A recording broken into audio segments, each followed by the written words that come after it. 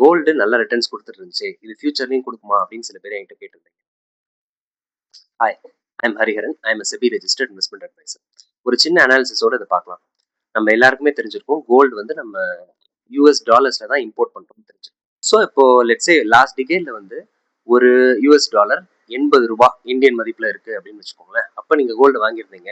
Gold எந்த மூமெண்ட்டும் ஆகலைன்னாலும் கொஞ்சம் கொஞ்சமா டாலர் ஸ்ட்ரென்த் ஆகி ருபி வீக்கன் ஆகும்போது லெட்ஸே ஒரு யூஎஸ் டாலர் 100 ருபி வரைக்கும் வரும்போது ஆட்டோமேட்டிக்கா கோல்டோட ரிட்டர்ன்ஸ் அதிகமாக இருக்கும். ஸோ அப்போ கோல்டோட ரிட்டர்ன்ஸ் ரெண்டு விஷயம் முடிவு பண்ணுது. ஒன்று கோல்டோட ப்ரைஸ் மூமெண்ட்ஸ், இன்னொன்று வந்து USD and INR, that exchange rate moments. ஓகேங்களா? ஸோ ரெண்டு விஷயம் முடிவு பண்ணுது. ஓகே, முடிஞ்சா அந்த சார்ட்டை நான் அதில் ஆட் பண்ண பார்க்குறேன். லாஸ்ட் டிகேட்ல எப்படி கோல்டு மூவ் ஆயிருக்கு அப்படின்றதையும் பார்ப்பீங்க. 2024ல இருந்து எப்படி ஷூட் அப் ஆயிருக்கு அப்படின்றதையும் பார்ப்பீங்க.